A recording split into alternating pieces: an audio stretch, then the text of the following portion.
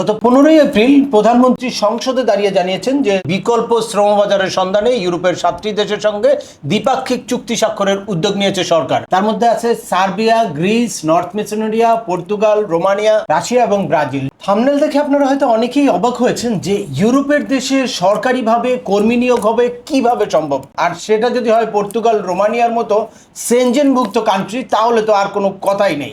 আসলে সত্যিই এরকম একটা সম্ভাবনা দেখা দিয়েছে, যেটার মাধ্যমে ইউরোপের 7টি দেশে বিনা খরচে বা সরকারিভাবে নামমাত্র খরচে আপনারা কর্মী হিসেবে যেতে পারবেন। তো কারা কিভাবে এই সব দেশগুলোতে সরকারিভাবে কর্মী হিসেবে যেতে পারবে বা কি সম্ভাবনা দেখা দিয়েছে, সেটাই আলোচনা করব আজকের ভিডিওতে। চলুন শুরু করা যাক। তার আগে বলে নিচ্ছি, যারা আমাদের চ্যানেলে নতুন বা আমাদের চ্যানেলটি এখনও সাবস্ক্রাইব করেনি, please hit the subscribe button. আর যারা অলরেডি সাবস্ক্রাইব করেছেন তাদেরকে অসংখ্য ধন্যবাদ।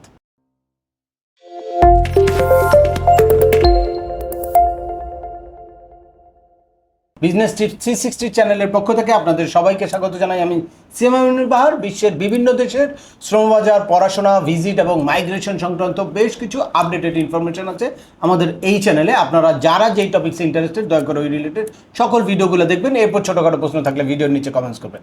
এনিওয়ে, চলে আসি আজকের মূল আলোচনায়।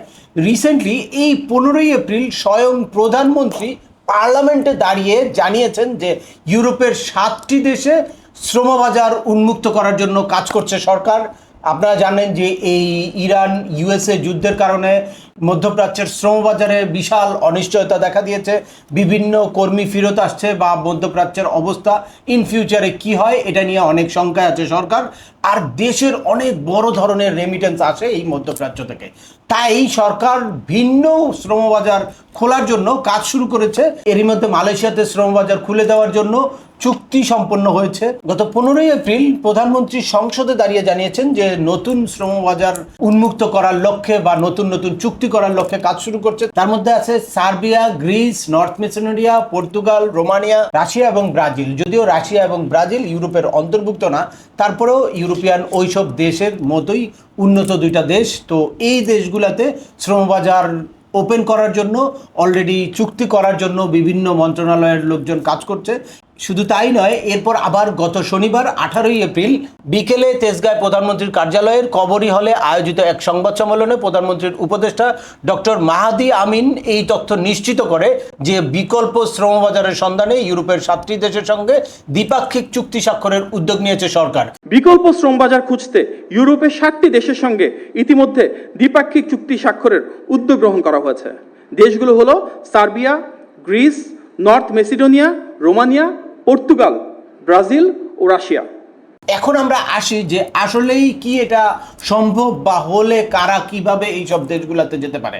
হ্যাঁ, এইসব দেশগুলোর সাথে যদি সরকারের চুক্তিও হয় তাহলে কিন্তু হিউজ পরিমাণে কর্মী নেওয়ার কোনো সুযোগ নাই। হয়তো 100, 200, 500, 1000, 2000, 5000 কর্মী নিবে। তো সেক্ষেত্রে আপনাদের অবশ্যই অনেক স্কিল হতে হবে। এখানে অবশ্যই তারা নির্দিষ্ট পরিমাণ কোনো স্কিল কর্মীদেরকে ওইসব দেশে নিতে চাইবে, এরকম চুক্তি হবে।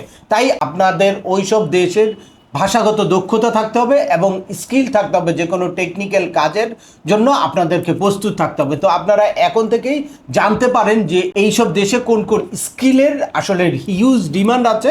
ওইসব স্কিল আপনি যদি তৈরি করেন, আপনি ওই ধরনের কোনো ট্রেনিং নেন বা ভাষাগত দক্ষতা অর্জন করেন, তাহলে আপনারা যখনই সরকারিভাবে এই চুক্তি হবে তখন আপনারা সেই চুক্তি অনুযায়ী যখন লোক নিয়োগ শুরু হবে সেখানে আপনারা অংশগ্রহণ করতে পারবেন। আর এর বাইরেও আপনারা যদি স্কিল থাকেন এবং ভাষাগত দক্ষতা থাকে, তাহলে ব্যক্তি পর্যায়ে বা প্রাইভেটলিও বিভিন্ন রকম রিক্রুটিং এজেন্সিতে বিভিন্ন সময় সার্কুলার থাকে। সেই সব সার্কুলারে আপনারা কিন্তু কম খরচে যেতে পারেন। আর আপনাদের এই ভাষাগত দক্ষতা বা টেকনিক্যাল এডুকেশন না থাকার কারণে অনেক সময় কিন্তু বিভিন্ন জায়গায় আপনারা প্রতারিত হন, অথবা অনেক বেশি টাকায় 20 লাখ, 22 লাখ, 25 লাখ টাকায় আপনারা কিন্তু জেনারেল ওয়ার্কার, কনস্ট্রাকশন ওয়ার্কার বা আনস্কিল ওয়ার্কার হিসেবে এইসব দেশে পাড়ি জমানোর জন্য চেষ্টা করেন।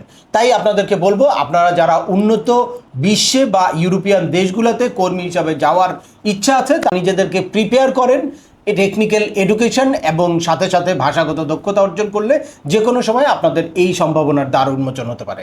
তো আজকের ভিডিওটা আর দীর্ঘায়িত করছি না, আশা করি এই ভিডিও থেকে আপনারা জেনে গেলেন যে ইউরোপের 7টি দেশে নতুন কী সম্ভাবনা দেখা দিয়েছে বা সেই সব দেশে কিভাবে আপনারা কর্মী হিসাবে যেতে পারেন। তারপরেও আপনাদের যদি এই সংক্রান্ত কোনো রকম কোনো প্রশ্ন থাকে অবশ্যই আমাকে কমেন্টস করে জানাবেন।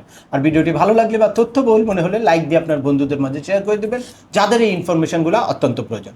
আবার দেখা হবে নতুন কোনো গুরুত্বপূর্ণ টপিকস নিয়ে। সে পর্যন্ত সবাই ভালো থাকবেন, সুস্থ থাকবেন এবং আমাদের চ্যানেলের সাথেই থাকবেন। আল্লাহ হাফেজ।